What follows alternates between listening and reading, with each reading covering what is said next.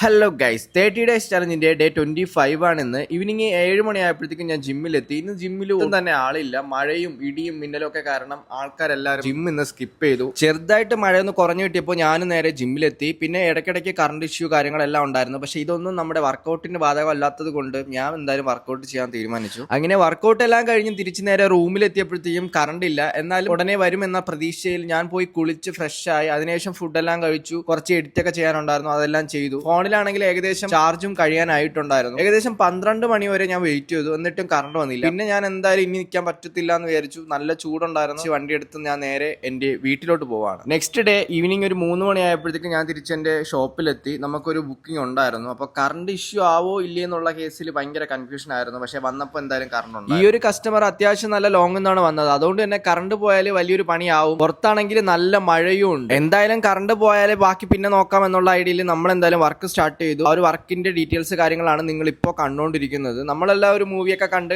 ആ ഒരു വർക്ക് നല്ല അടിപൊളിയായിട്ട് കംപ്ലീറ്റ് ചെയ്തു. വർക്ക് എല്ലാം കംപ്ലീറ്റ് ചെയ്ത് എല്ലാം ഫിനിഷ് ചെയ്ത് പിന്നെ ഇറങ്ങുന്ന ടൈം കറണ്ടും പോയി. അങ്ങനെ ഇന്നത്തെ പരിപാടികളെല്ലാം അടിപൊളിയായിട്ട് കഴിഞ്ഞു. അതിനുശേഷം നമ്മൾ നേരെ സ്മാർട്ട് പോയിന്റിലാണ് വന്നത്. കുറച്ച് ഫ്രൂട്ട്സ് ഒക്കെ മേടിക്കാനുണ്ടായിരുന്നു. ഈ ഒരു തണുത്ത ക്ലൈമറ്റിൽ ഫ്രൂട്ട്സ് ഒക്കെ തണുപ്പിച്ച് കഴിക്കാൻ എന്താ ഒരു ടേസ്റ്റ്. എനിക്ക് മാത്രമാണോ ഇങ്ങനെ ഒരു പ്രശ്നമുള്ളതെന്ന് എനിക്ക് അറിഞ്ഞൂടാ. എന്തായാലും തണുത്ത ക്ലൈമറ്റിൽ തണുത്ത ആഹാരം കഴിക്കാൻ എന്നെപ്പോലെ കൊതിയുള്ള ആരെങ്കിലും ഉണ്ടെങ്കിൽ കമന്റ് ബിലോ.